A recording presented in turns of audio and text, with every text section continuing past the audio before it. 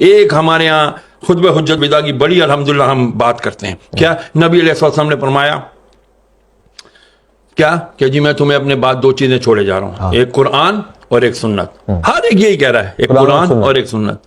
یار آپ اپنے اندر یہ اخلاقی جرت کیوں نہیں پیدا کرتے کہ میں تمہارے درمیان دو چیزیں چھوڑے جا رہا ہوں, ایک قرآن اور ایک اپنی اطرت, اپنے اہل بیت, اپنی آل. صحابہ کیوں نہیں فرمایا میں تمہارے درمیان صحابہ چھوڑے جا رہا ہوں؟ صحابہ کے لیے یہ بھی حدیث ہے نا کہ میرے کسی بھی صحابی کو, مفہوم عرض کرتا ہوں کہ تم میرے کسی بھی صحابی کی اقتداء کرو گے تو ہدایت پا جاؤ گے. لیکن خطبہ حجت الوداع جو دنیا کا سب سے بڑا اجتماع تھا, 1.25 لاکھ صحابہ موجود تھے جو پوری دنیا میں گئے, انہوں نے پہنچانا تھا پیغام نبی کا, کیونکہ اس دن دین مکمل ہو گیا تھا. فرمایا میں اہل بیت چھوڑا. کیوں؟ اس کی سب سے بڑی وجہ, صحابہ بھی وفات پا گئے, کئی صحابہ نے شادیاں نہیں کی, کئی اصحاب کے اولاد ہی نہیں ہیں, لیکن اللہ نے قرآن میں وعدہ کیا ان شانیہ کا هو الابتر, اے محبوب تیرا دشمن ہی بے نام رہے گا لیکن تیری آل چلے گی, تیری آل چلے گی, قیامت تک سید ہوگا.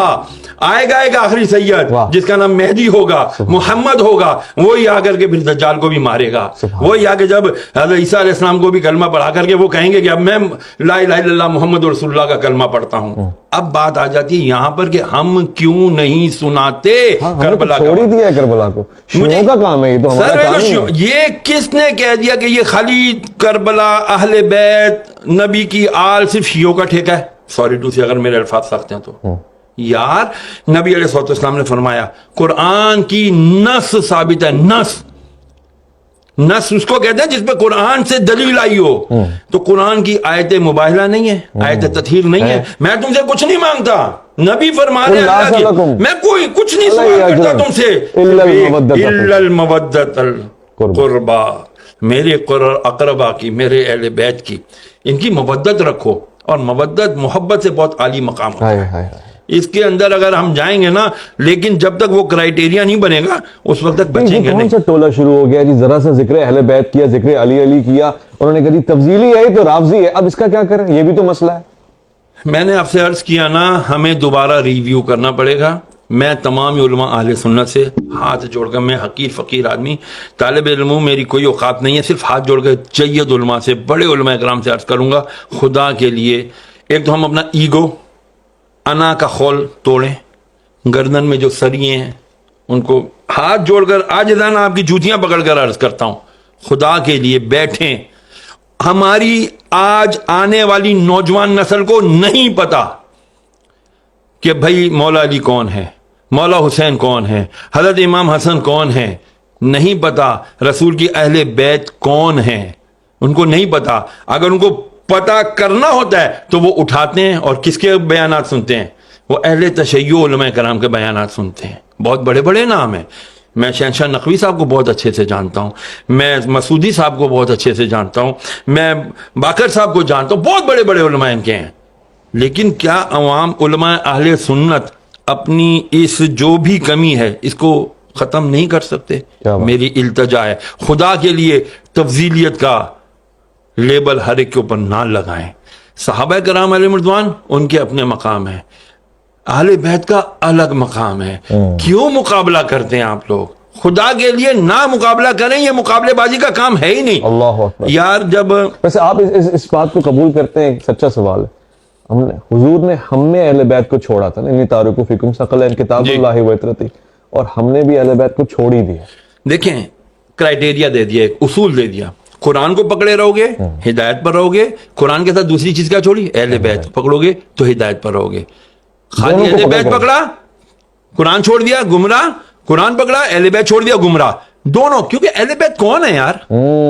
کربلا اگر نہ برپا ہوتا, میں بہت بڑی بات عرض کرنے لگا ہوں, اگر کربلا کا واقعہ نہ ہوتا تو خدا کی قسم حق اور باطل کا پتہ ہی نہیں چلنا تھا. اللہ اکبر. پھر تو وہی ہوتا جس کی لاٹھی اس کی بھینس. یزید آ جاتے ہر دور کے اور کہتے ہیں جی ہم اتھارٹی ہے, ہمارے پاس طاقت ہے, ہماری بات مانو, ہم جو کہہ رہے ہیں وہی حدیث ہے, ہم جو کہہ رہے ہیں وہی شریعت ہے.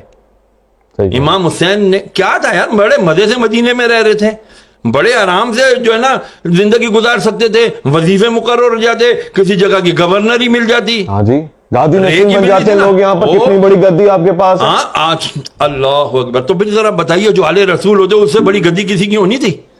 نہیں ہونی تھی نا، لیکن نہیں.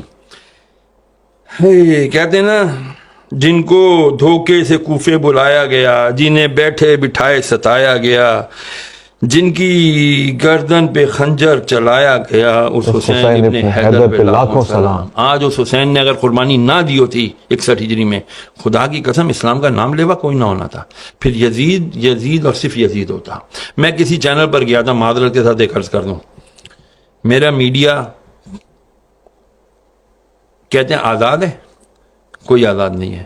مجھے کہا گیا یزید کا نام نہیں لینا، دشمن نے اہل بیت کہہ دینا یا دشمن حسین کہہ دینا. میں کیوں نہیں نام لوں یزید کا؟ لعنت بھی جب تک میں یزید لعنت اللہ علیہ جب تک نہیں کہوں گا میری تسلی نہیں ہوگی. تو میں کیوں کروں ایسا کام، میں کیوں کروں ایسا پروگرام کہ جہاں پر میں حق اور باطل کو بیان ہی نہ کر سکوں؟ تو پھر آپ پروگرام کیوں کر رہے ہو بھائی؟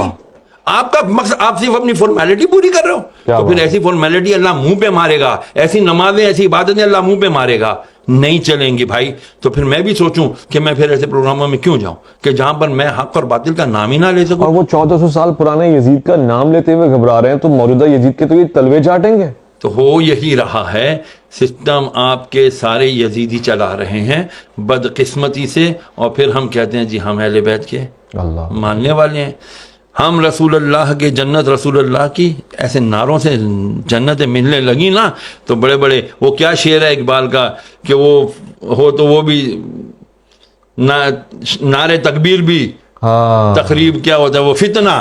فتنے کے اوپر علامہ اقبال نے کہا نا کہ بہرحال مجھے اشعار یاد نہیں رہتا بھائی، سیدھی سی بات ہے، فتنہ بہت ہے آج کے دور میں. اپنے آپ کو بچاؤ، اہل بیت اور قرآن سے محبت رکھو، قرآن پڑھو گے. مولا کا ایک قول یاد رکھنا، مولا علی مشکل کشا کیا فرماتے ہیں؟